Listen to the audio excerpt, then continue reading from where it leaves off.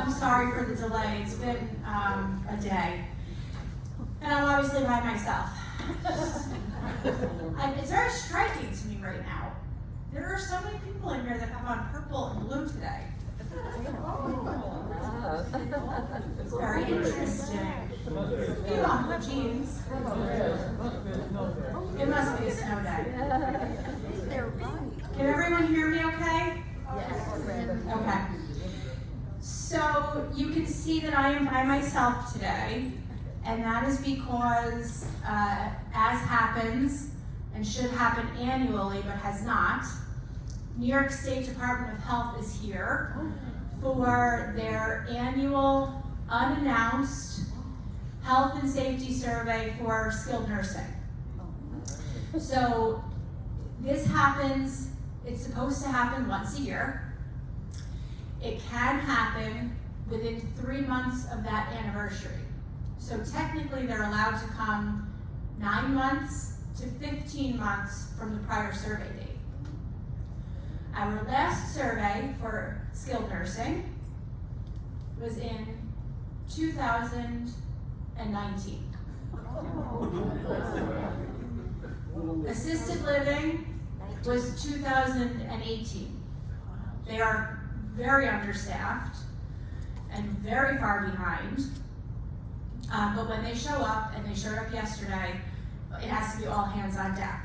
So, the way this works is for skilled nursing, and then separately for assisted living and garden view when they come, there are 3 teams. There is someone called a sanitarian, which is a person. For us, her name is Angela, and she's come many years in a row when they come. She is responsible for investigating and surveying, compared to regulations, the physical environment of skilled nursing. She's here for just skilled nursing right now. And any parts on our campus that service skilled nursing. That includes the main kitchen. It includes the physical and occupational therapy gyms. It includes the administrative offices for the health center, and on and on. Maintenance too. Maintenance, housekeeping, dietary, human resources. So she has spent the last 2 days, she showed up yesterday unannounced. We get a notification, DOH is in the building. When DOH is in the building, all of the executive team stops what they're doing, gets themselves ready for DOH to walk into their area. So yesterday, Angela spent time in the health center administrative offices checking in with the administrative team to get a baseline as to where we are from a COVID perspective. We have a pristine record. Yes, we have cases that pop up, but the fact that we have not lost a resident and had any significant illness puts us above and beyond any other facility in New York. They want to make sure we're still there, and we are. So that's where they started yesterday. And then very quickly thereafter, Angela started right in with each department head. So she spent a couple of hours with Tom, and I have Cameron going with her as well, because Cameron's working on potentially getting her administrator's license for the health center. Tom has 4 massive binders that he maintains in his office that have all of our information about all of our emergency plans, and every drill that we've had on campus for the last several years, fire drills, active shooter, evacuation, all the drills that we've done, we're required to do a certain number of drills. He's got all of the records on all of the biomedical equipment and the generators with surveillance dates, all of the information on fire safety. So when were the sprinkler inspectors here, when were the fire panel inspectors here, when were they here for maintenance, he needs to show Angela all of that data in his binders. She spent time in the kitchen, went into the main kitchen, and looked at anything she wanted to, and that's what they're allowed to do. They can look at anything they want or nothing at all. We don't know what they're going to focus on in a particular year. It changes every time. But she is ultimately responsible for physical environment, cleanliness, life safety, and infection control. Are the people wearing their masks? Are the staff following hand washing protocols? If someone is doing wound care in a resident in skilled nursing, are they washing their hands at each appropriate stage in the process? So that's Angela. We expect she's going to be done today. And if I get a notice while I'm in here that she's exiting, which means she's giving us her report, I have to go because I have to be there. So if I say it's time, then I gotta run. In years past, all 3 teams, and I'll explain the other 2 in a second, all have come at the same time. They come for 4 days of hell, and then they're done. In 2019, when we had our last survey, Angela's counterparts, which come from, one is a registered dietitian, so he or she is here to specifically look at everything related to the nutritional service that we are providing to the skilled nursing residents.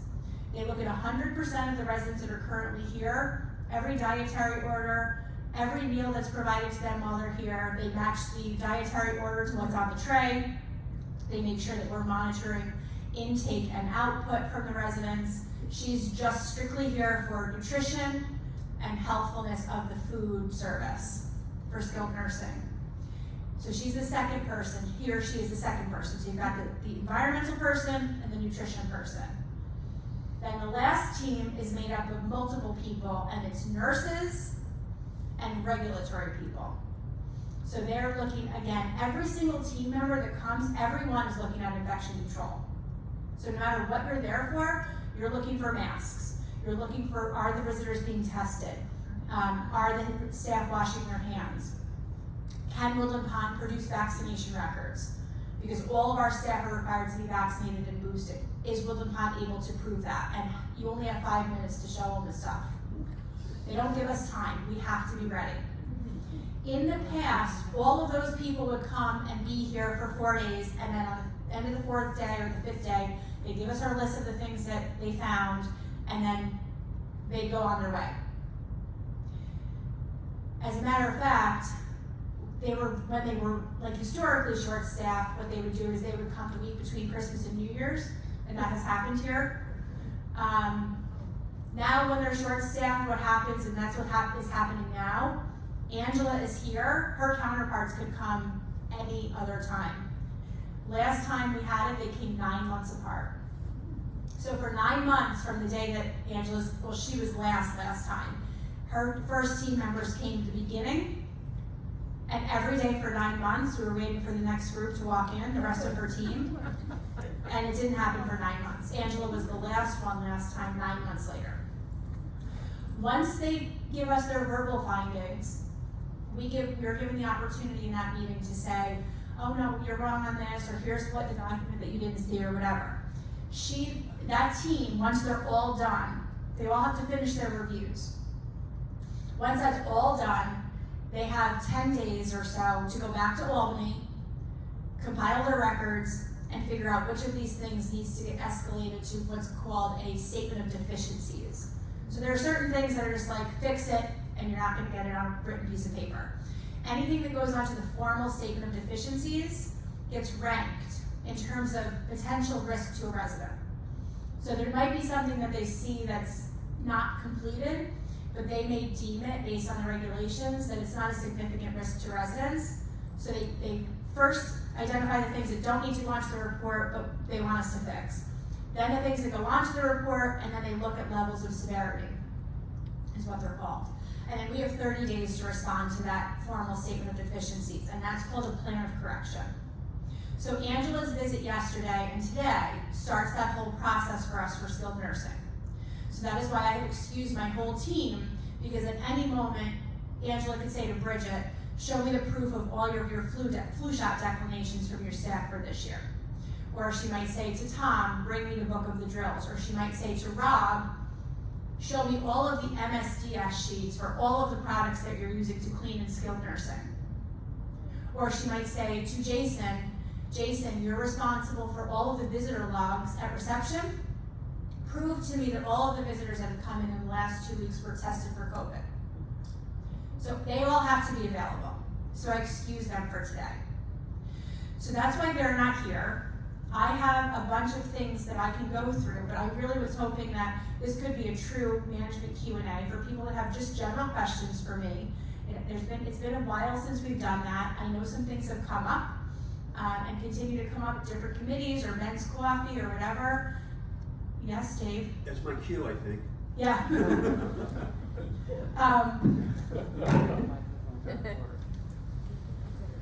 I appreciate that. So I'll just go through a couple of things. Does anyone have any questions on the survey process or comments on that? It must be really nerve-wracking. So it's Bessie said it must be very nerve-wracking. So it's funny that you say that, because I try to communicate with the staff a lot. And this is the message I sent to the staff last night. I won't read the whole thing. But this goes to all of our staff. Good evening, everyone. This was last night at 8 o'clock. And this goes to not the management, but like to the wait staff and the nurses. We're expecting Angela, the DOH sanitarian, tomorrow again. We know that it can be nerve-wracking to be around the surveyors. That's natural, and we all feel it. Everything that we are doing and working so hard for comes under possible scrutiny. So then it just kind of goes on to them about, you know, my favorite part in here was, you don't need to be an expert in order to be helpful to us to prepare for Angela tomorrow. You only need to look around, and if you see something and your reaction is, oh, that's kind of gross, or, oh, look at that thing, it's either clearly broken or not working, or gosh, that's a resident accident waiting to happen. We need you to fix it or to report it right away. No need to be an expert. We're trying to bring the temperature down a little bit on the staff so that they don't feel so nervous, but it is natural to be nerve-wracked on that. Is there any other questions or comments on that survey process? Dave, do you want to pass that to John? Excuse me, sir. Vanna. I thought I was going to ask a question. Oh, you're going to ask a question. So how do we do? We don't know yet. But how did we do last time? So we always, what happens is, and all of you can check this out if you're interested. New York State makes this publicly available, this information. There's something called Medicare Nursing Home Compare.gov-ish. I'll put it in the Chanticleer. You can go into that tool for Medicare, and in there are the details on how Woodland Pond performs on many factors, including surveys, Dawn, but also on staffing and on quality measures. And you can see this for any nursing home. It's strictly the nursing home, so it's strictly skilled. But it's publicly available information, and New York State requires that. We don't even get to control it. DOH reports it. You can put in any nursing home, say, gosh, you know, my friend lives at this CCRC in New York, let's see how their nursing home is doing, or my family members at Golden Hill, let's see how they're doing compared to Woodland Pond. And then you can see how we rank up. We know that historically, prior to COVID, the number of citations that made it onto the Statement of Deficiencies, the actual written document, on average in New York State was 7 prior to COVID. So we always wanted to be below the 7. Our goal was always less than the state average. Philip wants none. I'm okay with a couple as long as they don't result in the highest level of severity. But it's all kind of the Wild West right now. We don't know what to expect post-COVID. And this is our first survey cycle post-COVID. And this is our first survey cycle since, since Kathy Hochul's been in business, since the long-term care industry in New York has come under fire, and since everybody's feeling the crunch from staffing shortages from healthcare. So it's gonna be, we're not sure. So when we talk about who's the most nerve-wracked right now, Philip. This is his licensure on the line. Wayne, did you have a question, or Paul? I'm curious to know if Angela or anybody else in DOH talks to the residents themselves or just to the staff. Right, so actually in 2015 or 16, the survey process changed. The survey process used to be strictly records-based and observation. They changed it to what's called a QAPI-based survey, which stands for Quality Assurance and Performance Improvement Process. And the QAPI survey requires that not Angela, although she could, it's primarily the dietitian and the nursing staff, that part of the team. They interview just about, if not all, residents in skilled. They contact their family members. There's a certain algorithm that says if you have 38 residents in skilled, it tells the surveyors how many they have to talk to. So now they have to interview a certain number of staff and not management. They have to walk around, like this morning they interviewed the receptionist, several people in the kitchen. So they have to, by virtue of this QAPI survey, they must speak directly to residents, family members, and staff that are not management. So that the answer to that question is yes. Wayne? I know this visit is a state agency. Do you also have a federal agency comparable to what hospitals get, the JCAH? So that's a great question. So at the time that the same regulations came into effect when they overhauled the whole process, the Centers for Medicare and Medicaid Services, which are responsible for federal oversight of nursing homes in the United States, delegated their authority to the states. So the state works on behalf of the state DOH, but also on behalf of CMS, the federal regulators. That said, we are subject to an actual federal visit whenever they want to come. So we have had federal visitors. I think that they have to, or I've not heard this officially, but I think that there's something behind the scenes that they want to go to every skilled nursing facility at some point, like every 3 or 5 years. So we haven't had a federal review in like 5 years, so I wouldn't be surprised if the federal review happened after this one this year. But again, it's really unknown because we have not had a survey since 2019. So it's a little bit challenging to tell. Maybe it was 2020. It was right before COVID was our last survey, so. Is this level of information too much? No. Okay, I can never tell if I'm just, there's so much up here that just, I don't want to spew it all out on you. Did you have an actual question? I did. Oh, I thought you were just offering to be the MC. That's you. I'm glad to pass the microphone around, but I did, and you mentioned it in your remarks yesterday, you said it again today, things come up casually in groups. In Men's Coffee this past Saturday, questions came up, and of course nobody in the room had the answer. It had to do with the sound and video system as it relates to this room. I did speak to Jason about that and asked him to make some remarks about it today. I told him I would cover it. If you're up to date, cool. If not, we can. Nope, I'm ready. I It's figured on my you would list. be. Yeah, I'll go So, through that in a second. start with what's over your head. What they do. Can I just talk to you, can I talk about something else first and then talk about that? It's your room, Okay. so.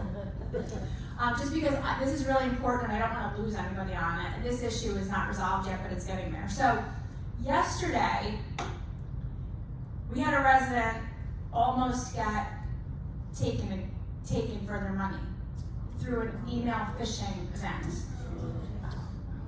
So I want to talk to you about that for a few minutes before we get into some of these housekeeping type things, because if any of you are going to fall asleep, I want you to hear this before you do. So I'm going to read this to you. Okay, this came from Ryan, who is our resident technology assistant. This came to me yesterday afternoon at 4 o'clock, wanting us to be aware of an issue that happened yesterday. I'm not going to name names, and I don't want anyone to ask me who it is. It doesn't matter who it is. It's a resident, and it's your neighbor. I want you to listen and hopefully ask me questions and think about how this might affect your own behavior. Today at 3 o'clock, I received a call from Michelle that she believed that she was a victim of a successful phishing attack. Do you all know what a phishing attack is? No. Okay, so phishing is when you're on email, on the internet, on your cell phone, and someone sends you an electronic message that seems suspicious, that's asking you to do something or provide information that you might have heard any of us tell you, Medicare will never ask for that, or Amazon will never ask for that, or whatever. So it seems suspicious, but it's a link on an email, or a text that you get, or it's something electronic, but it's written, but it's making you think something isn't right here. That's called phishing. Upon arriving at, some of the facts are going to be changed. We're going to just pretend it's Michelle's office. Upon arriving at her office, she stated that while using her computer, she received a full screen message from Apple. Okay? So this actually happened. A full screen message popped up on her computer from Apple. Reportedly. claiming that her computer was locked because there was evidence of unknown people remote accessing her computer. This is what happens. Something pops up on your screen, basically making you think, stop, we're trying to protect you. Stop, there's a virus. Stop, someone's trying to get in. It looks legitimate.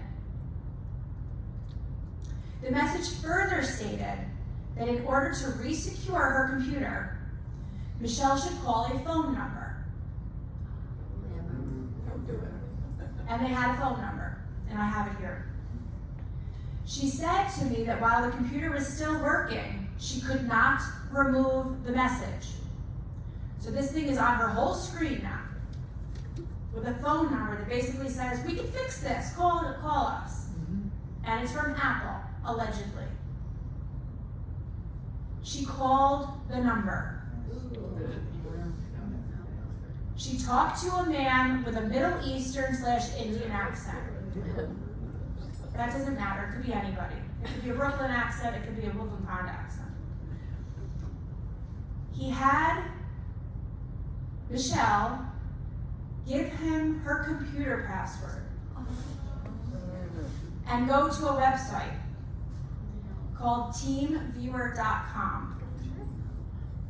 So she's got the guy on the phone for a phone number that she called. He's got a foreign accent. He tells her log in. When she went to the site, he had her go through the process of allowing him to remote access her computer. Now she's in her head thinking, this is someone from Apple. They've identified something's wrong with my computer. They're trying to help me. I trust them. Never, ever trust them. This doesn't happen if it's legitimate. According to Michelle, it did not work, and he had her try again several times. At this point, Michelle became suspicious, hung up the phone, was able to close out the web browser, and called me, meaning the resident technology assistant. So the resident called Ryan. When I got there, this is Ryan, the resident had been trying to contact McAfee, which is the antivirus security software company. So she realized, oh crap, like I need to get these antivirus people here. I, Ryan, did not see any evidence of the encounter on her computer, but I turned off the Wi-Fi and started running McAfee to try and see if there was anything malicious on her computer. Between the time that Michelle called me and I arrived at her apartment, she received 2 phone calls from the man that she spoke to initially. So when she called him, that phone number then got tracked. She had hung up on him, and then now this guy's calling her repeatedly. She ignored the calls, but he left messages on her answering machine, calling himself Nathaniel and claiming to be an Apple employee. After hearing the messages, I, which is Ryan, decided that the best course of action would be to turn off the computer and unplug it just in case. From Michelle's description of events, I do not believe that Nathaniel was able to access her computer. It sounds like a connection was tried several times, but that Nathaniel was not successful. I did change her password as soon as I was able to, just in case. I instructed her to call all of her banks and her broker to inform them of what happened so that they could monitor her accounts, because like many of you and like me, this resident does some online banking. I have also reached out to Patrick, who is our resident technology specialist. So Ryan is our resident technology assistant, and his skill set goes up to X, but we also have a resident technology specialist named Patrick, and he's X+. Being a much more experienced IT professional, I would like his input into what happened and see if he can take a look at the computer for anything malicious. I hate to say this to you, but I need you all to hear this from me. Because of your increasing level of tech savviness, and internet usage, and the fact that inevitably, because everybody's information is out in the public, you are targets of cybercrime. Somewhere out there, there's a list with your name on it that tells somebody what your net income and your wealth looks like. It's not a secret. It's not known to the public, but these hackers know that you're of means for the most part, and you are the people that are using technology, have means, and you are targets. It is so important that if you are a user of technology, we want you to use technology, but you need to be so cautious. And the most important thing that any of you can do, because we all care about you so sincerely, we do not want to see anything like this happen. This is why we have Ryan here. This is why Christy makes herself available. This is why Jason or I will come in a heartbeat. You see something suspicious, you've got to call us. Don't be embarrassed, please, because these people are so sophisticated. I get stuff on my computer all the time and I'm like, is that real? You shouldn't be embarrassed. Let us help you. I sit outside Ryan's office. Ryan sits outside my office. And all day long now, people are getting more and more comfortable calling him and saying, can you come up and look at this on my computer? I think it's, whatever. Or someone brings their phone to him and says, look at this, I think it's cybercrime. And he says, yep. So we are here to help. But this just happened yesterday. Okay? So please, I just wanted to share that. And if any of you have any comments or questions on that, I'd be happy to answer anything right now. Otherwise, I just want to make sure you're all aware, just to be cautious and let you know that we're really all here to help you, and we very much want to. There's no stigma associated with it at all. It's a challenge, and because of your, economic posture, unfortunately, you're the target. It's not going to be somebody that, doesn't have an investment account, is just getting a social security statement. All of these hackers know. They know exactly, they may not know every single specific, but this is all they're doing is spending time culling lists of who are our targets going to be. And seniors of means are the targets, unfortunately. So we want to help you, and I will continue to share these kinds of stories, redacted of course, because I think you all need to know when it's happening to your neighbors and what kinds of things to look out for. But are there any questions or comments on that topic? Okay, we can go to Paul, and then, what is your name? Helen. Oh, Helen. Let me Yes, have of it course. first. Forward and back. Yes. Yes, that's right. Helen, why don't you introduce yourself, actually? Yes, of course, we met last week. I'm a newbie. Yeah. I just moved in last week, and I'm delighted to meet all of you. I have a question. I have a Best Buy Geek Squad membership. Okay. Should I continue that as far as protection against any of this fraudulent stuff? So I don't feel equipped to necessarily answer that, but you could stick your head in to see Ryan in the administrative offices anytime that he's there, or ask concierge for his email address, and he'd be able to advise you of that. It really depends on, he'll look at like what are you paying for it and what benefits are you getting, but he would be the best person to ask for that. And welcome, Helen. Thank you. Welcome, Helen. Just about an hour ago, I got a note from my niece who lives down in Maryland saying, hi Paul, how are things going? Can I ask you a favor? Delete it. Yeah. Yeah. So did everyone hear what Paul said? So Paul got an email From my niece, from his niece in Virginia? Maryland. Oh, Maryland. And the email said, hey Paul, how are you doing? Can I ask you a favor? It's not his niece, you have no niece? It does, Don't even answer it, just. right, you see anything like that, a phone call like that, an email like that, it's so hard. Just hang up on the person or delete. If it's really your grandchild, or really your niece, or really your somebody, they'll get in touch with you another way, or you can call them back and say, hello niece, did you just send me an email? And she'll be like, no, but I can still use a favor. Tom? Oh, sorry. I didn't mean to interrupt you. This situation occurs to everybody, including moi. And And the thing that I found was, because it's on your screen and it says you can't shut anything down.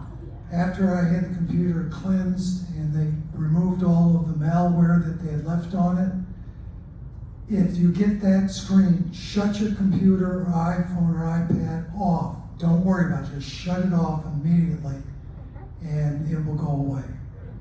And that's Or a great, anything else, just shut it off. and that's a great point. And I know that you've been hearing me harp on this whole Verizon partnership, and it's not, I want everyone to know, there's no money in this for Woodland Pond at all. The reason that I sought out the Verizon partnership is because so many of you are now increasingly using your cell phones and your iPads and other devices to do computing type stuff, including online banking or going on apps, email, those kinds of things. Anyone in the room that has a phone, an iPhone, and I don't know the Androids as much, but Verizon does both. If you have an iPhone or an iPad, I believe, but definitely an iPhone that has a button down here, that is an outdated, unsecured product. So that is no longer supported by Apple. So from a security perspective, you are not getting any security on that anymore. Yeah. Right, the new phones don't have that. That phone, you can verify it with Ryan, but Ryan said basically the versions of the phones that are no longer supported, that are old, so old that they're not supported, have the button on the bottom. So if you have an iPhone 6 or 7, definitely you're no longer supported. Well, you have to ask Brian about the 8. All of those are coming up for obsolescence, so it may not be obsolete just yet, but you can check with Ryan. Go ahead, Ralph. Yes, I would like to correct your statement there. It sounds like nobody has any security on that. That's not really the case. They're not, if they do find a problem, they're not pumping that out. You get all the security releases up to that point. Yes, up to that point. Okay? That's correct. So then you are still covered with all that. Well, It's just any improvements or holes they find in the future. You will not get. right, but this kind of goes back retroactively. So you're not getting any of the new security. So if you have an iPhone 6, that became obsolete on a certain date, and Ryan has all the details. If that became obsolete a year ago, you've gotten no security updates in the last year, meaning that all the new viruses that have come out in the last year, you're unprotected from. So this is why we're really looking at this. Verizon, I just went through the process myself. I haven't gotten a new phone in 3 years. I went in, I thought for sure it was gonna cost me a fortune to get a new phone. They gave me $700 credit for my old phone, and my bill only went up $11 to go to basically unlimited memory, unlimited data, and a brand new, fully secure phone on my monthly bill. That even, when we talked to the Verizon folks, they said for most of you, since a lot of you have not gotten new phones in quite a while, you're probably gonna be even looking at less of an increase and probably better plans. But our primary reason for pushing this and wanting to bring the service to you here is because we were trying to limit the amount of exposure that you have using your electronic devices. That's why Ryan is here, that's why we want to bring Verizon in, and even if you're not currently a Verizon user, you can switch from your current cell phone provider to Verizon and keep your same phone number for no cost. So if you're currently getting your cellular service through AT&T, you can port your phone number over and keep it with a Verizon account. It's just, you're gonna have, you know, Taylor, you have something on that? No, I am very resistant to being told that I should change to Verizon. Oh, well, I don't like the pitch I don't like the pitch that Verizon will be glad to accommodate you. And it sounds to me like that's one of the reasons they're coming in here, which I don't think No, is they're true. not upselling at all. Yeah. But you know, they should be willing to help me, and I have T-Mobile. Well, but they can't. So we can bring T-Mobile in. It's just, Well, my brother's in cybersecurity, and I actually have a lot of help. I mean, I can do it. Which, the other thing I was gonna say, which many of you who have iPhones may not know, that about 2 weeks ago, there was a 0 day. Do you know what does anybody know what a 0 day is? no. Okay. There's a documentary called 0 Days. It's a day when a malware that's particularly horrible gets out that there's 0 updates and protections for. And so Apple sent out a warning of a 0 day update. So even if you had a brand new iPhone, unless yours updates automatically every night, you needed to go and download the latest protections, the latest version, which is iOS 16.2 or something, I don't know. Right. And maybe Ryan could make sure that, everybody gets those kinds of notices. I get them because of my brothers. Right, so what Ryan does whenever he works with any of your devices is he looks to make sure that you have the most recent operating system and all of the updates on your device. The reason that we started with Verizon on this is because over 80% of our residents that have cell phones have Verizon. So if you have another carrier, we are 100% willing to bring in any carrier that anybody wants, but they're gonna have to find it to make sense for them to basically bring a pop-up store here, because they are pulling somebody out of a store to bring their inventory here. But we can certainly do maybe I'll start something with concierge. If you don't have Verizon and you want to stay with your existing carrier, let us know at concierge who your carrier is, and then we can do the same kind of thing. All we're trying to do is bring services to you so that you don't have to go to the store and sit at Verizon or T-Mobile or whoever for 3 hours to get this updated, and you can do it here for no cost. I don't care who the carrier is, there's nothing in it for us. We just did it based on numbers. Go ahead, Trina. Just one question, would it be cheaper to get a new iPhone from Apple directly rather than through Verizon? I don't think so, but you could certainly ask Ryan that question. It just depends on what's being offered. And we can actually check your plan. We can verify that. Just to kind of switch off, did Verizon approach you, or what I'm thinking is Verizon has a very successful Fios system, which is fiber optic, which improves the internet.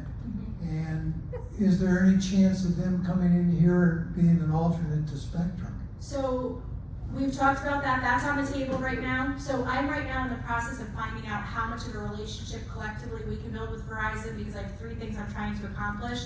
And again, the reason that the conversation is with Verizon is because they have the bulk of not only Woodland Pond residents and staff, but the whole area.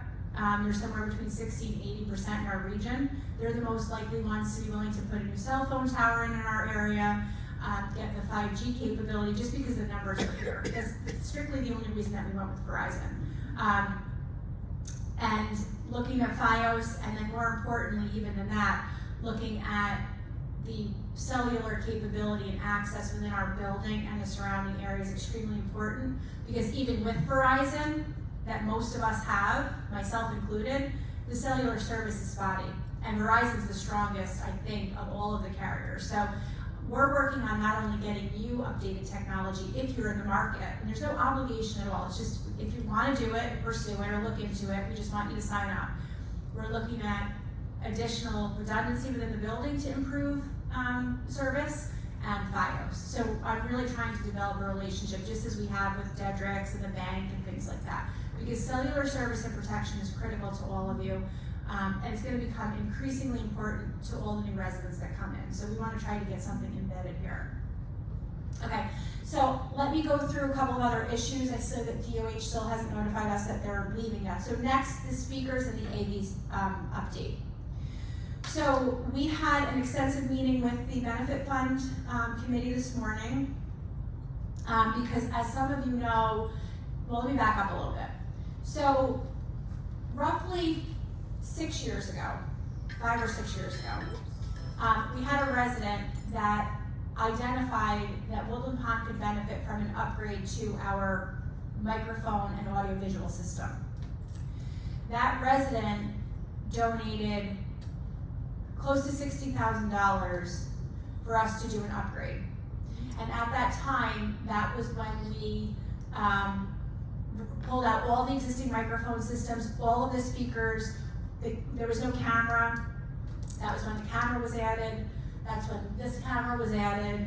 That's when all of the infrastructure for the microphone system, that is now an interchangeable microphone system for this room, the dining room, the pub, the game room, and the classroom, and the great room. It was a whole overhaul of the existing audiovisual system. That was a huge upgrade that we did at that time. Woodland Pond contributed some of that money too. That system was designed to basically do what we were doing or intending to do at the time, which was to have rooms full of the pack being full with people, and have this be amplified enough so that you could all hear what we're talking about and have good audio quality here and in the other rooms. And at that time, we were just starting to dabble in streaming, okay? So this building was not built with the capability to stream through your spectrum to your televisions. That was a process that took us over 5 years to get secured with Spectrum, but when that capability came online, this resident said, okay, if we're gonna do that, I wanna help Woodland Pond purchase, the upgraded camera system. I want a camera that's overhead. This camera never gets used. It's such a shame. His vision was to have people doing art or people doing like cooking demonstrations or whatever here, like you see on TV, and have this camera pick that up so that it can be live streamed to your TVs and other things. That's never come to fruition. So we have some potential there. So if you want to do something where the camera's looking right at the top of your head, there's a camera. So that happened years ago. And that system was working fine until COVID happened. And what we discovered and what we learned through that process was that anything that was based on these handheld mics, or the lapel mics, or the one that comes like this over your ear, worked really well. It worked well with the stream, and it worked well in the room. But what we discovered, and the residents became pretty vocal about this, was that if it was ambient sound that we were trying to pick up from this room, specifically music, dulcimers, pondaliers, anything with the piano, our best bet then was to do this with a mic. And residents were not satisfied with it. You have to remember, we're in the middle of the pandemic and we were completely shut down. We had one group of people in here, one artist in here. You were relying so much to see your neighbors on what was going on, and the sound quality for the music and other ambient noise like that was not good. So the benefit fund came forward and said, we'd like to contribute money to get the sound system in the PAC improved so that when we have that ambient type music, and it's not someone speaking directly into a mic, to be improved. And we want to upgrade the camera, get us a quote to do this. So we went to the company that installed the upgrade and that we've worked with always on our AV. It's called Hudson Valley Audio Visual. We have a specific team that we work with from Hudson Valley Audio Visual. And we said, here's what the benefit fund is wanting us to accomplish. It was specific not to the sound in this room, because this sound works pretty well most of the time. It was specific to the stream, because that's where the complaints had arisen during COVID. So all of the funding that the benefit fund was looking to do was related to a scope of project related to streaming audio visual from this room. We got a quote from Hudson Valley Audio Visual for an upgraded camera, which is in place. We got a proposed scope of work from Hudson Valley Audio Visual for in-ceiling speakers, okay? And a couple of other ancillary items to make this work. So they've never done this before. They have never had an organization that's trying to do what we were doing, which is to get pristine audio quality in the room, but also pick up ambient noise on a stream that's happening through Zoom. It's not a direct stream. So this computer feeds what you usually see on the screen. That's the computer is in there. In order for that computer to get our content through that camera to your apartments and cottages, it goes through Zoom, through a computer in our server room. So it's not a direct feed from this computer to the computer that is plugged into Spectrum 1340. So it goes through Zoom, which is automatically a ring call. Because this building was not constructed to have CCTV, so we never had a computer that talked directly to the server room. So we're going through Zoom. So there's a back door that they're working through. So Hudson Valley Audio Visual has been working with us for the last 8 months to try to get this right. The first set of mics that they put in the ceiling were embedded up in the ceiling. You remember there was like green circles around them and red circles around them. Well, because of the way they were installed, they were hearing ductwork. They were hearing the sounds in the ducts. So you can see they've been replaced. Okay, so these speakers are to do the same thing, but because they're down below the soundproof acoustical tiles and not adjacent to ductwork, they can now pick up ambient sound in this room. So we could turn these mics off. I could turn this mic off right now, and our feed for the streaming will pick up the sound in this room as if you're holding a microphone. It would get every single one of you talking. I don't need this. But those do not amplify to those. That is just picking up for the stream. That's not a microphone that amplifies to that. So if I shut that off, the stream can hear me as clear as a bell, but you cannot hear me. So this picks up the ambient sound, so that was one of the goals. That machine on the wall right there is another computer installed by Hudson Valley Audio Visual. And that machine controls the functionality of this microphone, those speakers, and these speakers. Currently, we can't shut either one of these off at the wall. So I can't shut those off at all. Meaning that I can't have a stream going right now because these are so powerful that even if I'm on this mic, those are already going to pick up every moan and groan in this room. So we cannot have the stream on right now until I can get those mics shut off so that it just picks up me on the mic. So the next step that's happening is that computer is being upgraded with an operation system update to be able to shut those off. What we will do then is when we are having a musical performance, these mics will be shut off, which we can do with the mic. You will be in the room, so you will be able to hear the piano playing. But because these mics will be off, those mics will run straight to the stream, and there won't be a conflict between the two. What is going to be a challenge, and Sarah and Jason, the Benefit Fund, and I talked through this morning, was when we have an event like the Veterans Program that we had Friday, and you've got speakers and you have music, we are going to have Connor probably in the room when it's time for the speakers, make sure these are on and those are off. You know, we're gonna need basically like a sound box. We don't have any way to avoid that because the computer's not gonna know when are the handbell ringers playing and when is someone speaking. So we'll have somebody in our events, but we'll be able to do it. And we'll be able to get back to our live stream. The other thing that has happened, just in this morning actually, our IT company reviewed that computer and that box. And they have identified that because that computer has not been upgraded in a few years, it's currently running below the speed that we need to adequately get the stream onto your TVs. So that computer is going to get an upgrade that Wilton is going to pay for.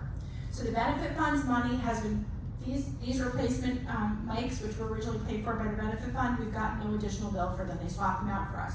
We've got no additional bill for the camera. So we're making good progress. But again, the issue at hand is not the volume in this room as you hear me now. It's all related to how all of these things are picking up the stream and getting it to you in your homes. So it's well underway. I thought we had a good update meeting with the Benefit Fund Committee. We're trying to keep everyone apprised of this, but this is where we are right now in that project. Dave? Everybody got that? Everybody clear on that? I know it's so confusing. It's just, there's so much to it. Well, there's 6 or 7 guys in the room who were in the room Saturday, and there were several issues, and thank you for explaining the money part, because that was one of them. We paid money and we have no way to make sure it's going to get done because the money's gone. But there was an echo in the room. We were up here, this side of the room, this quarter of the room, this third of the room, with microphones, and there would seem to be an echo back and forth, which is very disturbing to numbers, and that got a discussion going about everything. Second is, Were you on these mics? yeah, well, the mics we got from Concierge, I think were the same ones we have here. Second thing is, I went to Jason on Monday to see how the veterans thing came out, whether the music could be heard, and he pulled it up on his desktop, and the bells could be heard. They could be heard fine, which is different from last year. Last year there was no bells at all. Right. They were there, you could see them doing it, it's like they're pantomime. But this year you could hear it very clearly. So he told me that wasn't exactly related to what he was talking about, but I was pleased with the progress of that. So unfortunately, Yes, that's true. And so the event that will go out and get live, or put onto the YouTube if it hasn't already, was intelligible this year. But the problem with that is, it's not being live streamed at all. That's coming off an iPad that we're That's what I'm recording it saying. on, and Yeah. it's totally outside of the process. So, there's just a lot of technology right now trying to flush through this. I just wanna remind everyone a couple things. Jason is the contact on anything communication related. So I know that at Men's Coffee on Saturday, Tom kind of got put through the ringer. Tom It's just not stopped in for Tom. coffee Yeah, and it's not he Tom. said, "Do you have any questions?" Yeah, And nobody attacked, everybody said, "Hey, well, what about this?" right. And Well, he he said, didn't "That's describe it, no. Jason's He said, field." he said it was the topic du jour, for sure. Well, yes, it was, but, But he can't answer those questions, so like Jason is all things communication, so if it's spectrum, if it's phones, if it's audio visual, please go to Jason, bring your questions to him. so they deputized me to do that, but you're pinch hitting Yeah. nicely, thank you. Yeah, and then the other thing is, and I know this came up too, none of what we buy for this system can be done through Amazon. This stuff is way more technologically advanced than what you can get on Amazon, so that's a very nice thought, but it's not gonna work. Please, to all of these points, because management, isn't at every meeting, we're not at women's tea, we're not at the library committee, we're not at the men's coffee. If issues come up like this and you don't have a real concrete answer and a question comes up, please remind each other to come to one of the committees, come to my open office hours. Jason's office is always open, which I wish he would close his door more because he never gets any work done. To help you with this, because some of you, I think, are hesitant to just walk into my office, although many of you do, and I appreciate that. I am reinstating my office hours in January. So for those that feel more comfortable knowing, Michelle's got office hours on a Wednesday, I want to sign up for 20 minutes and talk to her about the AV stuff. We want you to have as much information as possible, so if that makes you more comfortable with me, you can sign up for my office hours, so I'm gonna put that back into effect. Okay, 5 minutes left. Does anybody have anything on that topic right now? Okay. Silver cards.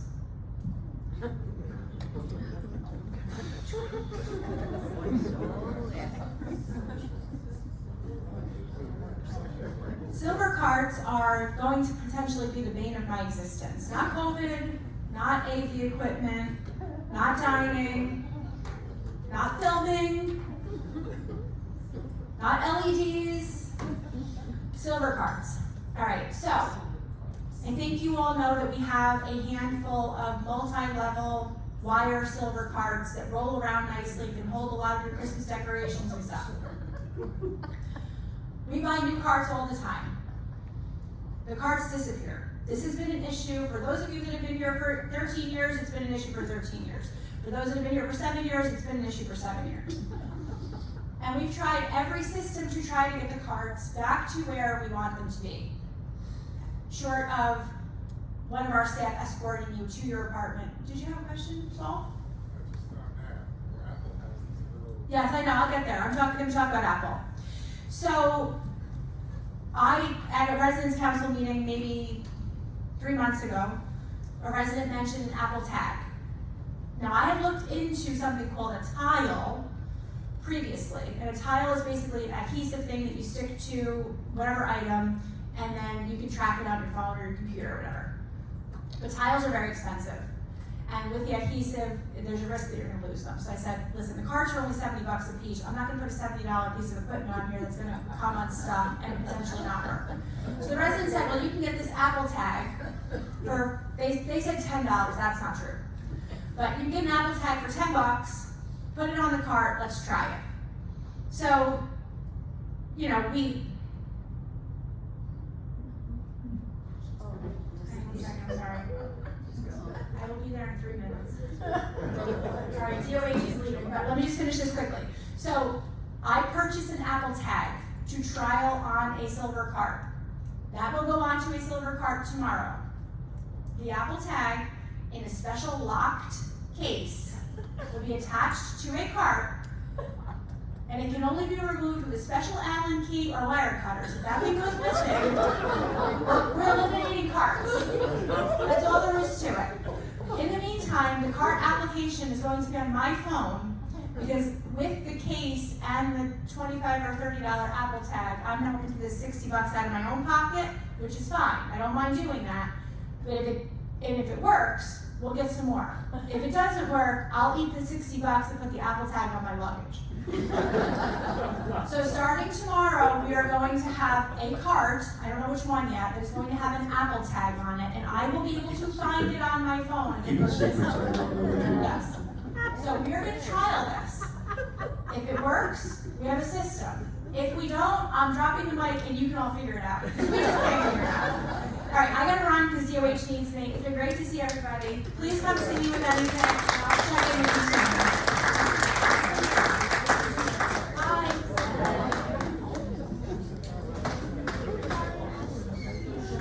You guys all get that on the audiovisual stuff? Because the questions are going to come up on Saturday, Tom, Rolf.